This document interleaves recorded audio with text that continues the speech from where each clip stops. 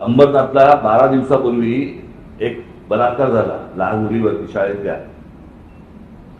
12 दिवस चिडीच्या कोणी काय बोलेना, प्रशासनाकडनं कोणाकडनं काहीही झालं नाही. याचं आपल्या महाराष्ट्र नवनिर्माण सेनेच्या महिलांनी हे प्रकरण उकरून काढलं, बाहेर काढलं आणि आज ते लोकांसमोर आलं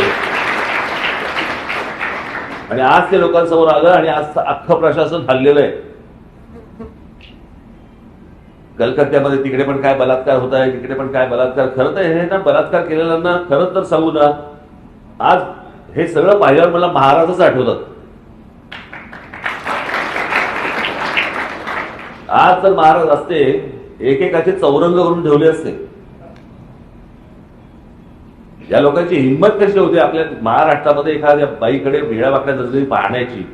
त्याचं कारण भीतीच नाही, प्रशासनाची भीतीच नाही, कायद्याची भीतीच नाही.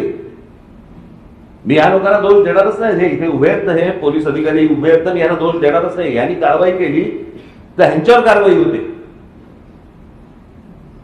ते म्हणतात त्याच्यात झकमाराला आम्ही तरी जाऊ पुढे.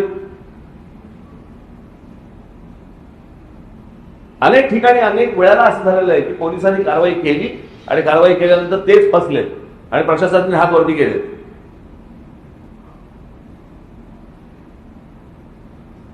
तुम्हाला पण माझं सांगणं आहे, एकदा द्या माझ्या हातात सत्ता.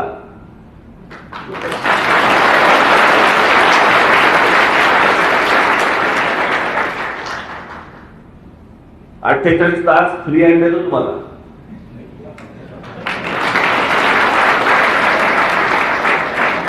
कोणा करकरीत महाराष्ट्र मला करून पाहिजे तुमच्याकडनं. मला माहिती आहे, माझी महाराष्ट्र पोलीस आणि मुंबई पोलिसांवरती माझी पूर्ण माझा 100% विश्वास आहे. यांच्या हातात जर दिलं ना, सगळं माहिती आहे.